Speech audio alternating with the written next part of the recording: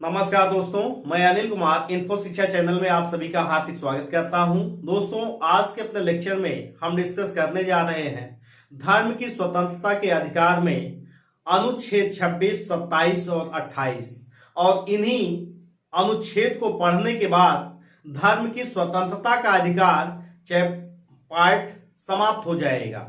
तो हम लोग ये सारी चीजें किसके अंतर्गत पढ़ रहे हैं? संविधान के भाग 3 मौलिक अधिकार के तहत ये पढ़ा जा रहा है। इससे पहले के लेक्चर में हमने धर्म की स्वतंत्रता के अधिकार के 4 अनुच्छेदों में से आर्टिकल 25 को डिस्कस किया था। आशा करते हैं कि आप इस लेक्चर को देखने के पहले बाकी जो लेक्चर हैं उनको देख करके तब इस लेक्चर को देखेंगे तो आपको ज्यादा समझ में आएगा। तो हम डिस्कस कर रहे हैं धर्म की स्वतंत्रता का अधिकार। थोड़ा सा ये बात जान लेना आवश्यक है कि बार बार मैं ये कह रहा हूं कि धर्म एक व्यक्तिगत मसला है। इसमें राज्य को कैसा रूल अप्लाई करना है, तटस्थता का भाव करना है। किसी एक धर्म विशेष को देखते हुए राज्य कोई कार्य नहीं करेगा। जैसा कि हमने बताया कि 42वें संविधान संशोधन में धर्मनिरपेक्षता शब्द को उद्देश्य में जोड़ा गया। 25 आर्टिकल में हमने धर्म से संबंधित चीजों को देखा है। उसमें कृपाण धारण करना ये सिख धर्म का अंग समझा जाएगा और हिंदू धर्म में हिंदू वर्ग में सिख, जैन, बौद्ध भी शामिल हैं।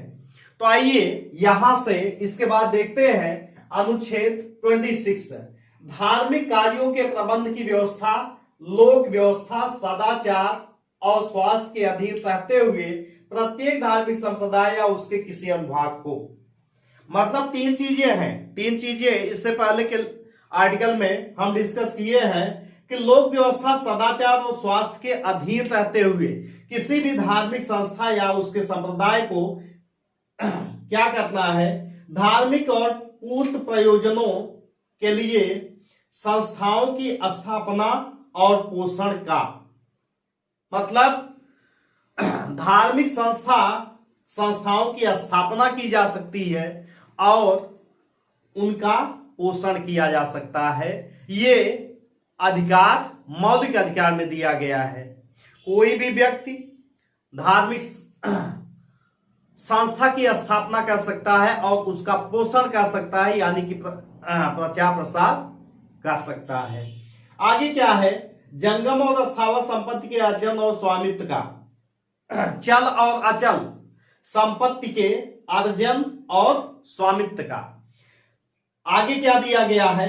अपने धर्म विषय कार्यों का प्रबंध करने का। जिस धर्म का व्यक्ति है, जिस धर्म की संस्था है, वो अपने धर्मों से संबंधित कार्यों का प्रबंध कर सकती है। ये मौलिक अधिकार है।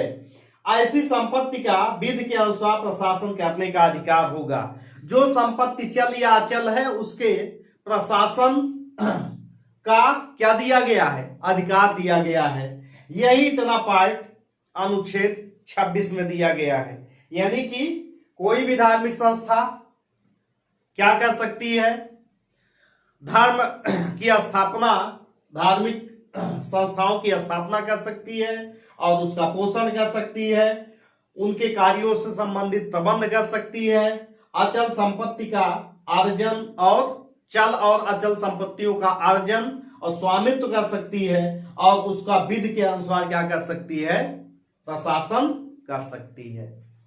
धार्मिक संस्थाओं पे प्रशासन का अधिकार ये अनुच्छेद 26 में है। अब अनुच्छेद 27 अगर हम देखें तो 27 में क्या क्या दिया है?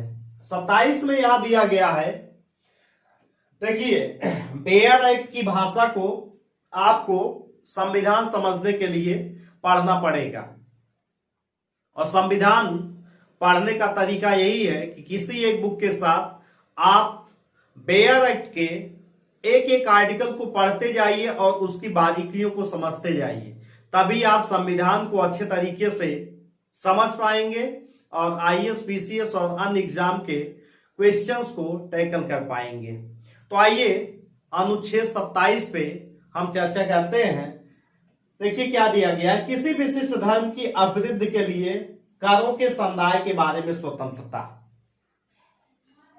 यहां इसमें है क्या, किसी व्यक्ति को ऐसे करों का समुदाय करने के लिए बाध्य नहीं किया जाएगा जिसके आगम किसी विशिष्ट धर्म या धार्मिक संप्रदाय की अभिवृद्धि या पोषण में व्यय करने के लिए भी निर्दिष्ट रूप से विनियोजित किए जाते हैं। इसका मतलब क्या है, इसका मतलब यह है कि अगर कोई टैक्स, याद रखिएगा शुल्क मैं नहीं कह रहा हूं, कर, टैक्स, अगर कोई टैक्स ऐसा लगाया जाता है जो किसी धर्म की अभिवृद्धि के लिए है, मतलब किसी धर्म को बढ़ावा देने के लिए है, तो उसमें किसी व्यक्ति को बाध्य नहीं किया जाएगा। यानी कि वो व्यक्ति स्वतंत्र है, उसकी मर्जी करेगा वो देगा, नहीं मर्जी करेगा नहीं देगा। कहने का मतलब बाध्यता नहीं होगी, यही 27 में दिया गया है। यानी कि आप स्वतंत्र हैं, बाध्यकारी ये नहीं है कि किसी भी विशेष धर्म को बढ़ावा देने के लिए कोई टैक्स लगाया गया तो आपको देना ही पड़ेगा, ऐसा नहीं है। आप स्वतंत्र हैं, बाध्यकारी नहीं है। यह आर्टिकल 27 में है। दोस्तों यदि आपको ये मेरा वीडियो पसंद आ रहा है तो आप लाइक, कमेंट और शेयर जरूर कीजिए, और अगर आप नए हैं तो चैनल को सब्सक्राइब करके बेल के आइकन पे क्लिक कर दीजिए, जिससे जो भी वीडियो अपलोड करें इसका अपडेट आपको तुरंत मिल जाए। तो आइए आर्टिकल 28 पे चर्चा करते हैं, और आर्टिकल 28 के साथ ही धर्म की स्वतंत्रता का अधिकार, मौलिक अधिकारों में जो 6 मौलिक अधिकार दिए गए हैं वो समाप्त हो जाएगा। धर्म की स्वतंत्रता का अधिकार, कुछ शिक्षा संस्थाओं में धार्मिक शिक्षा या धार्मिक उपासना में उपस्थित होने के बारे में स्वतंत्रता। यानी क्या कह रहा है, कुछ शिक्षा संस्थाओं में धार्मिक शिक्षा या धार्मिक उपासना में उपस्थित होने से स्वतंत्रता। दो चीजें हैं, धार्मिक शिक्षा और धार्मिक उपासना। अब यहां देखा जाए, इसमें 3 भाग दिया गया है, तीनों भाग में क्या क्या चीजें डिस्कस की गई हैं।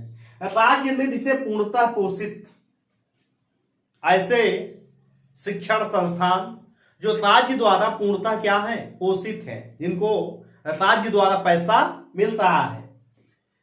राज्य निधि से पूर्णतः पोषित किसी शिक्षा संस्थान में कोई धार्मिक शिक्षा नहीं दी जाएगी। ध्यान रखिएगा, जहां पे राज्य द्वारा पैसा जा रहा है वहां कोई धार्मिक शिक्षा नहीं दी जाएगी। ऐसा प्रावधान 28 के 1 में है।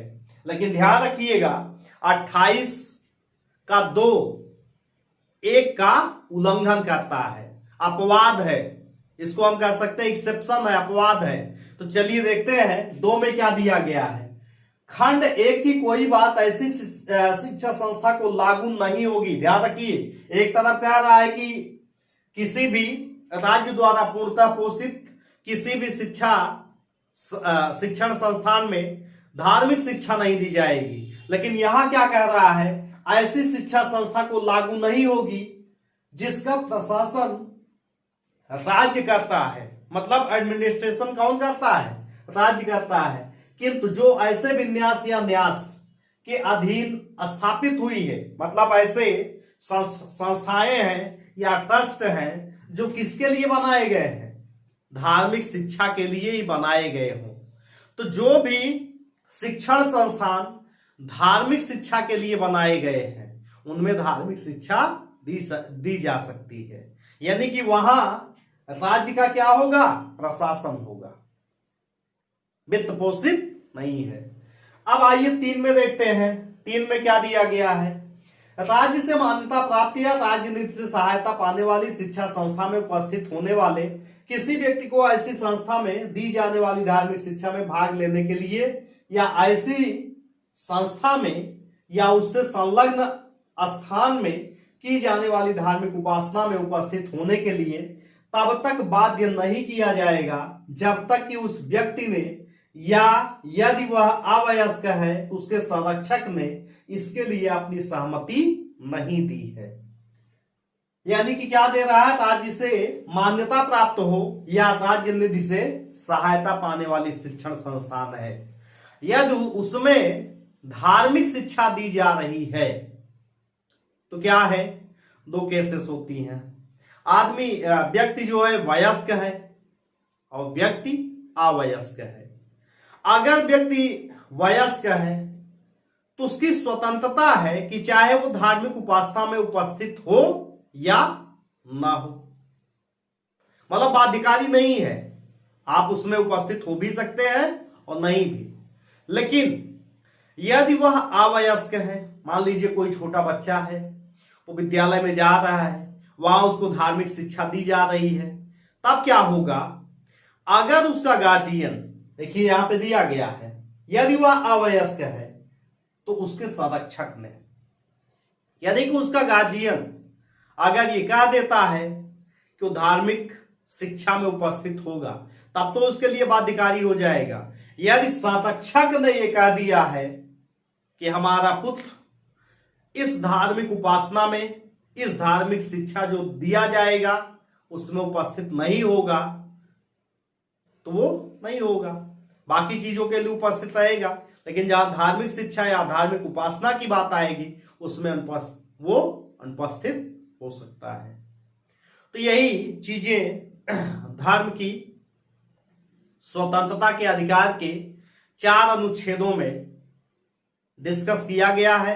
आशा करते हैं कि आप इसको पढ़ के समझ करके अपने पॉइंट को क्लियर कर लेंगे। जहां समस्या हो उसको आप कमेंट बॉक्स में जरूर लिखिए, उस समस्याओं पर हम बाद में इंक्लूड करते हुए अपने लेक्चर में चीजों को शामिल करेंगे और आपकी कठिनाइयों को, समस्याओं का समाधान करेंगे। तो दोस्तों, इस तरीके से आप हमारे चैनल के द्वारा बने रहिए और अब से हम नया सेगमेंट, जैसे करंट अफेयर्स होता है, उसमें एक पार्ट पे हम लगातार हर हफ्ते 2 वीडियो अपलोड करेंगे। तो आप इस तरीके से हमारे चैनल के माध्यम से चीजें सीखते रहिए। हम दोबारा से नेक्स्ट लेक्चर में मिलते हैं, तब तक के लिए नमस्कार।